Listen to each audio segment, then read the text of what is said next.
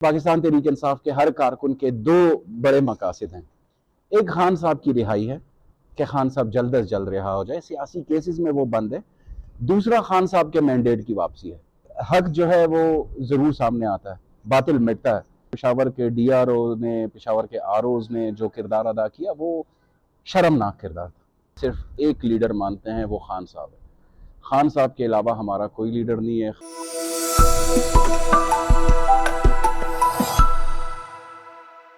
कौन सही है, कौन गलत है, अब इस हालात में क्या करना चाहिए? देखिए, अगर मैं उमर अयूब साहब की बात करूं तो उन्होंने मुश्किल वक्त में ज़बरदस्त लीड किया। मैंने खुद देखा है उनको 18-18 घंटे काम करते हुए। मैं बड़ा इंस्पायर्ड हूँ उनसे। मैं ज़ाती तौर पर ये बात कर रहा हूँ, शायद आपके वसादत से ये आवाज़ पहुँचे भी ना उनको, लेकिन मैं ये समझता हूँ कि उन्होंने काफ़ी जद्दोजहद की है। बैरिस्टर गौहर साहब जो है एक लीगल माइंड के हैं। पॉलिटिकली जो है वो उनका पहली दफ़ा जो है वो PTI में माशाल्लाह वो अच्छा काम कर रहे हैं। शेर अफजल ने मुश्किल वक्त में लीड किया, उससे कोई वो नहीं है। तो ये जो आपस के थोड़े बहुत इख्तिलाफात होते हैं वो खान साहब ज़रूर उसको देख रहे होंगे। ये बड़ी सतह की बात है। मैं अगर ज़ाती तौर पर ये समझूं कि इस वक्त हमारा मोटो ये है कि बल्कि पाकिस्तान तहरीक इंसाफ के हर कारकुन के दो बड़े मकासद हैं। एक खान साहब की रिहाई है कि खान साहब जल्द अज जल्द रिहा हो जाए, सियासी केसेस में वो बंद है। दूसरा खान साहब के मैंडेट की वापसी है।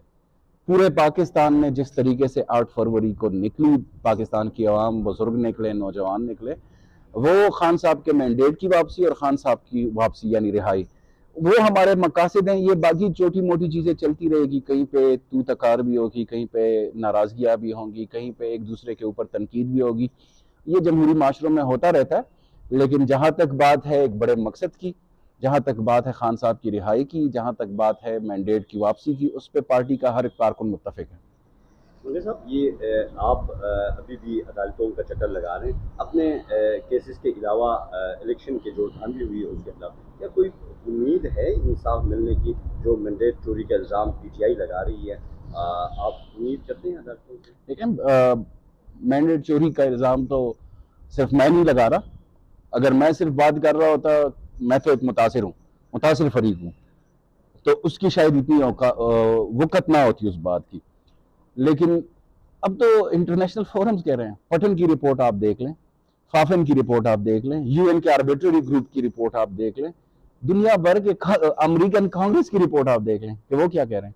दुनिया भर ने इसको एक्नॉलेज किया कि 8 फरवरी और 9 फरवरी की दरमियानी रात को जो फॉर्म 47 की पैदावार ये वफाकी हुकूमत आई है, या पंजाब की हुकूमत आई है, या सिंध की हुकूमत आई है, या यहाँ पे पेशावर में जो दांधला हुआ है, डाका पड़ा है, ये अब किसी से ढकी छुपी बात नहीं है। अगर ये बात सिर्फ मैं करता तो शायद आपको यही लगता है कि जी मैं तो मुतासिर फरीक हूँ, मैं इसलिए ये इल्ज़ाम लगा रहा हूँ।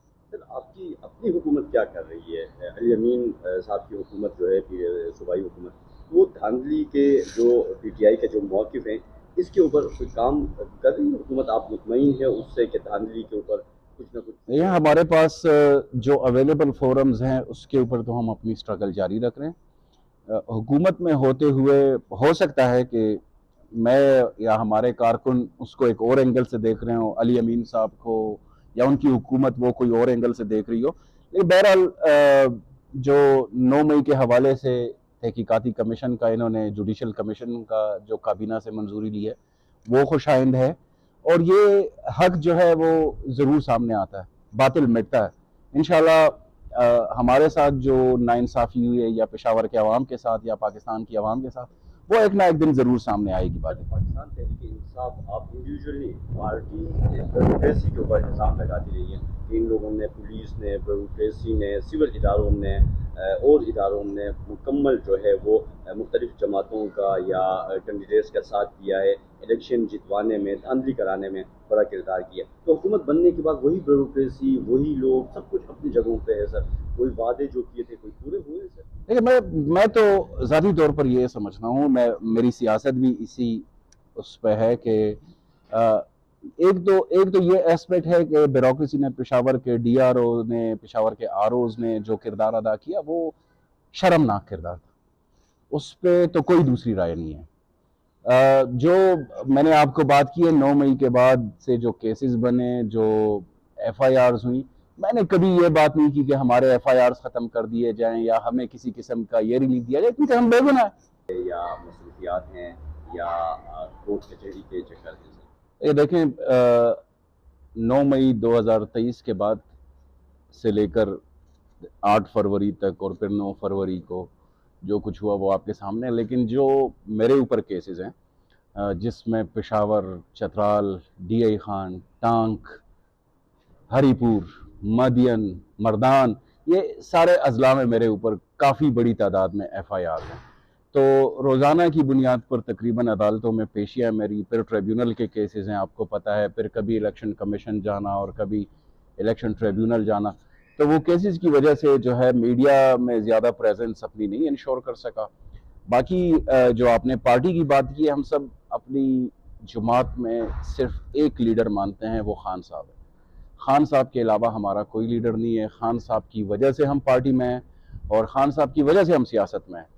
خان صاحب سے کسی قسم کی ناراضگی نہیں ہے، بلکہ خان صاحب کے ساتھ کھڑے ہیں، خان صاحب کے نظریے کے ساتھ کھڑے ہیں، انشاءاللہ کھڑے رہیں گے۔